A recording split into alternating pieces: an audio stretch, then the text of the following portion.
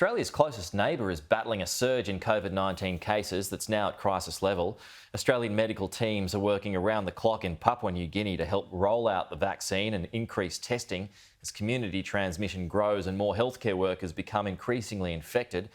Joining me now is Australia's High Commissioner to Papua New Guinea, Jon Philp. Jon, thanks for your time. Good to see you. I'm just wondering, I noticed the figures over the weekend. It seemed to taper off a little. How are you reading into that? Is that a temporary thing, or is that something that is a trend that you see continuing? Good morning to you. No, I think the real problem here is that we don't have enough testing. Although we have quite good figures for Port Moresby than some of the other major capitals, we have very poor testing data from the provinces, and the Papua New Guinea government will be the first to admit it. We're trying to help with that, with bringing in more test kits. We're just not getting enough testing done. The WHO says that PNG is at a critical point. Is that about your summation? Yeah, I think so. They're seeing really uncontrolled community transmission. As I say, we don't really understand the picture properly because there hasn't been enough testing, but it's very clear it's widespread across the country and it's accelerating. Okay, well, I mean, what are you seeing? What's your report? How bad is it there? Well, as I say, we're seeing increasing numbers. I think officially we've got just under 10,000 cases and 89 deaths. But our expectation out of the health experts is the numbers are probably much greater, including deaths across the country. And unless we can actually get good measures in, it's going to be very hard to stop. Papua New Guinea is not a country that can have the kind of lockdown that we've had. So vaccines are really going to be the key to stopping this. And how are they going getting the frontline workers vaccinated, Jon?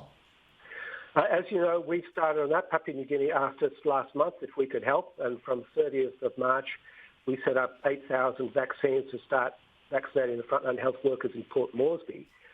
We've done a couple of thousand of those. We're fighting vaccine hesitancy here as the government is across the country. But we haven't yet been able to start vaccinating frontline health workers in the rest of the country.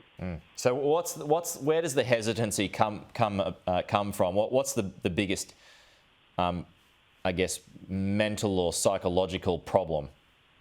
There's a lot of very bad information in social media here. There are not a lot of really good trusted sources of information, so people tend to rely on what they hear from friends, from Facebook, from WhatsApp, and out there, just as in Australia, sort of very bad information. The disease is a really disease, they're protected, it's the work of the devil, it's the work of Bill Gates, and people tend to believe that, and it's made them very hesitant both about believing in the disease at all, but also critically about the vaccine. And the fact that you've got the shipments of AstraZeneca that had been paused from Europe, I mean, there had been a lot that had been destined for PNG, and that's not coming now.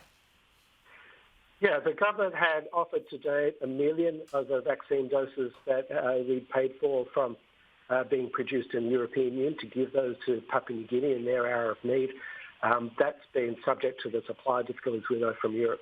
We have just got last week 132,000 vaccines provided under the COVAX facility to which we contributed, and that's going to be the beginning of the rollout, but they need a lot more vaccine doses here to really get going.